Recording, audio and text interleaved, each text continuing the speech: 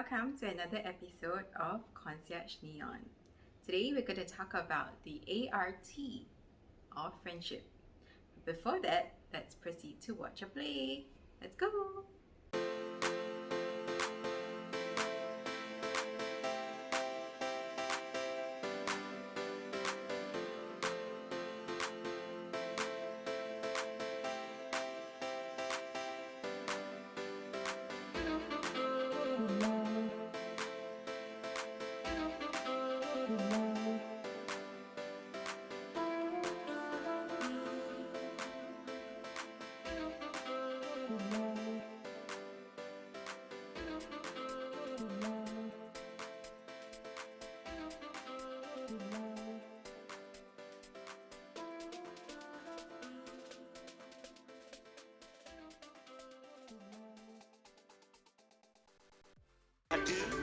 De la grava， 干嘛还需要这么多个人画？老赵，你真的花500万去买这么一幅狗屎啊？一般人都叫那个人叫昂托，昂托，哇哦，你听过这个人？没有啊。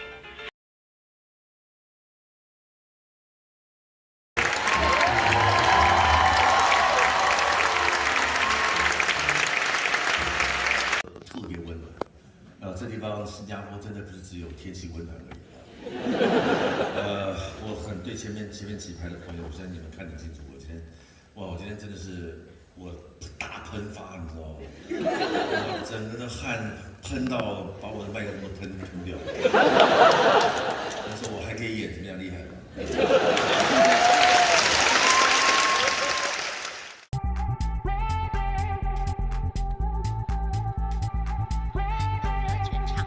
觉得很棒，然后一直不停的在笑，然后观众也是觉得非常的很有那个娱乐性，然后非常 enjoy 这整个节目。一幅画中可以带出这友情，讲出友情的一些特征，所以觉得很有趣。Okay, so we just got back earlier from watching a play called Art, and this play is written by a French playwright called Yasmina Hazel. The story starts off like this, that there's this friend, let's just call him friend A. He bought a painting. Friend B came over to his place and viewed this painting, and he doesn't understand why friend A actually paid such a high price for a painting that he felt like it was just like that. In the midst of all this, that expressions of their own views, there was like a whole bunch of like arguments, and just because they had different opinions. And I think that got me thinking, about friendship. It is a reality that every one of us are different. Every one of us are created uniquely. We have our own life experiences, we have our own emotions, we have our own perspective, and that's why it's very natural for us to have different views, right? And I think talking about friendship, it always reminds me of a phrase that says like friends for a reason, friends for a season, and friends for a lifetime. So friends for a reason is not because we make use of the friend per se. And for example, it's someone you met at the gym, right? And then you motivate each other to work out.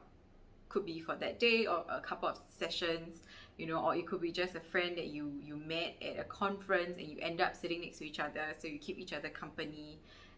There was just that moment that you shared a common space and common thoughts, right? Or common goal, which kind of helped to reach that friendship for that possibly short period of time. And let's talk about friends for a season. And of course, when we are talking about seasons, we can talk about months, we can talk about years. So personally, I did have a friend. Okay, I did have many friends that were just here for a season. So this particular friend, right, she was a friend that I knew in uni.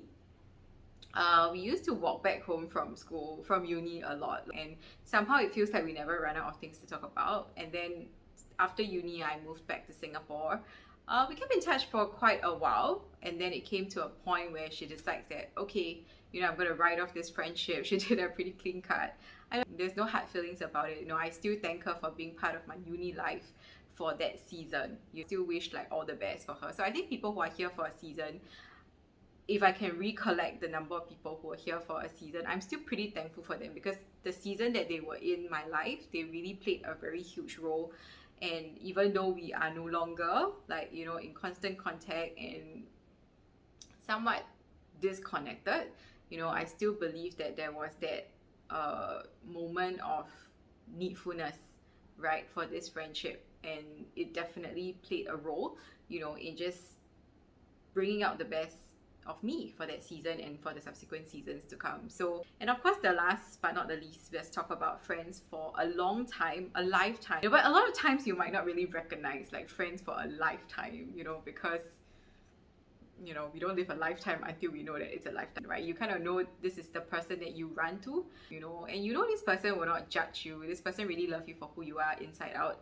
you know. So, you know, regardless whether it's friends for a reason, friends for a season, or friends for a lifetime, as friends, I always believe that there will be different perspectives. There's this all sorts of algorithm of friendships, right? We need to respect that everybody is unique, everybody is of their own thinking, their own ideas, and you know, when you bring that to a point where you feel like, hey, I don't really agree, but what is the manner that you want to bring this up?